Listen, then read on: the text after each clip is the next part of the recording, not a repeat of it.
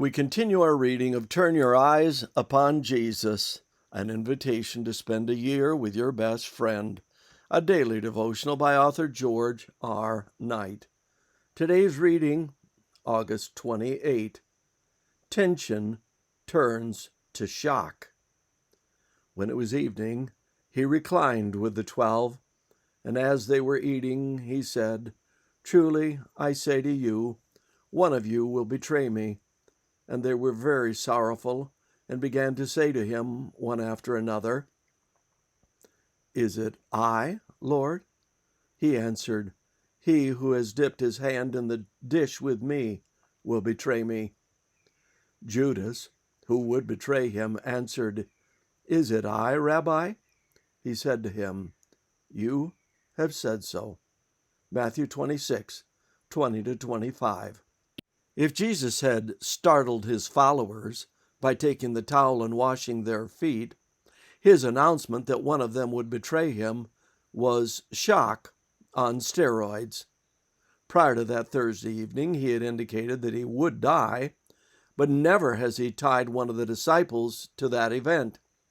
For the first time, he now states that a member of his own inner circle will play the part of betrayer. The effect on the 12 is traumatic. Matthew 26:22 tells us that they were exceeding sorrowful, in great distress, or deeply grieved.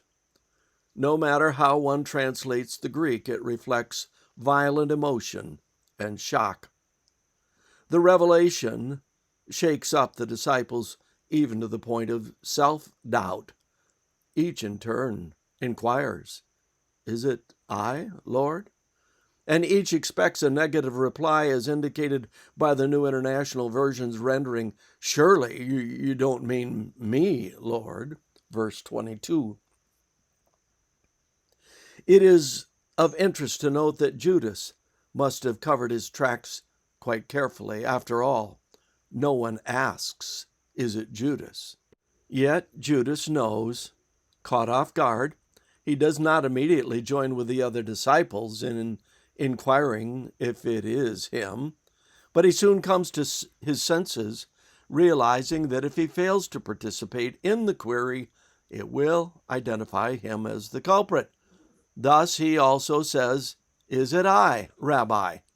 Note that Judas does not refer to Jesus as Lord, as do the other disciples, but rather as Rabbi, a term of address appropriate for any Jewish teacher, and one not used at all by the other disciples in the first gospel.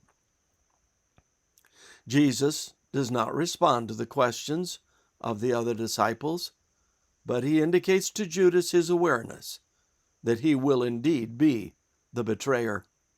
At that point, Judas realizes that he has been found out. He also knows that he will have to act quickly if he is to successfully carry out his plan. It is about this time, John tells us, that Satan entered into Judas. Jesus told him that what he had to do should be done quickly, and Judas went immediately out to put his plan into action. John 13:27-30. We find a lesson even in this sad story. The church has never been pure. It has never existed with all of its members born-again Christians. We need to keep courage when even leaders fall by the way or turn against the faith.